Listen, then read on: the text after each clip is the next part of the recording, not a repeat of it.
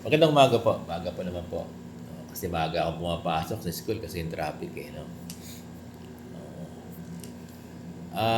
Maraming guro ang nagtatanong, ano, dito sa 7 years o 10 years loan extension kung meron na raw ba. Oo. Nakikita naman natin yung mga post ng BSP. Yung mga, di ba, yung mga post nila, mukhang okay naman. Di ba? Ang huling ano natin sa kanila, yung nagkakaroon ng humihingi ng ano, parang nagkandak ng consultation. Nababasa natin. Yung sagot nila sa akin, di ba? Yun na lang, yung sagot nila sa akin. I-review nila, no? Yung sagot nila sa atin. Yun, medyo clear yun. Sana po, ano, ay yung ECI, yung BSP, kasi po yung huling sulat niyo sa akin, yung sulat niyo sa akin, sabi niyo po, nire-review. Kumusta na po kaya, ano? Siguro, baka maganda, mag-file na lang ulit tayo ng letter, no? Kung ano na yung status ng review.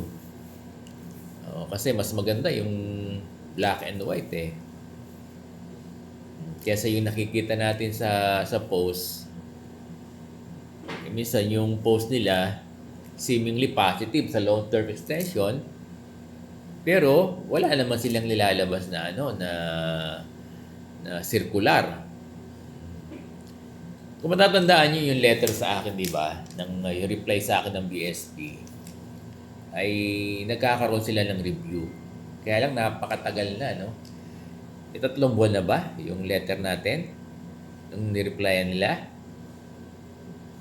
So, siguro i-follow up ko na lang, dear teachers. I-follow up ko na lang kung kumusta na yung sinasabi nilang review.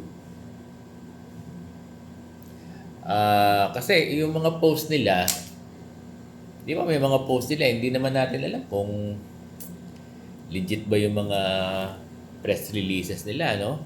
Binabanggit pa nga yung mga teachers eh. Sana Bangko Sentral, no, yung pong letter niyo sa akin, yung reply niyo po, ang sabi niyo po ay nire-review. Kumusta na po kaya? Hindi pa po ba tapos yung review na ginagawa ng ating Bangko Sentral para dito sa loan term extension? Para dito sa 7 years to 10 years loan extension. 7 years to 10 years loan. Kasi po nung nakaraan, ay yung sulat niyo po sa akin, yung reply niyo sa akin, ang sabi niyo, nire-review. So, gusto po sana namin tanungin, gusto kong tanungin, kumusta na po? Di pa po ba natatapos yung review niyo? At wala pa po bang na policy na ilalabas tungkol dito sa long-term loan o long-term extension? Sana po, ano, no? Sana po, the soonest, kasi po, very urgent itong clamor, panawagan ng mga guro. Kasi naniniwala yung mga guro. At ako lang naniniwala na ito lang yung isang bagay, no? Na pwedeng, isa ito sa mga bagay na pwedeng magsalba sa mga guro sa kasalukuyang kalagayan nila. Sitwasyon ng ating mga guro sa buong Pilipinas. Dear teachers, ano, siguro sulat na lang uli ako sa BSP at tanungin ko, siguro ganun na lang, ano, mag-try na lang uli, sulatan na lang uli. Tama-tama, pupunta naman din ako ng Supreme Court para doon sa pag-attend ng mga ano, ng mga garnishment notice ng mga gurong sinabit dito, binigay dito. Ngayon, sulat na lang ulit ako sa BSP at tanungin ko kung ano na ang update o balita doon sa sinasabi nilang review. I-attach ko na lang yung letter ko.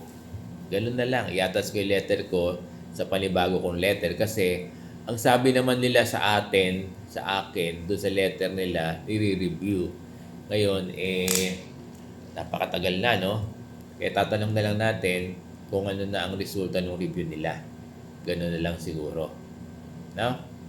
So, para si Sir Bong ay magiging consistent lang sa pag ito, pag sa karoon ng ganitong tawag dito, vlog, pagkakaroon ng ganitong mga usapin, di ba?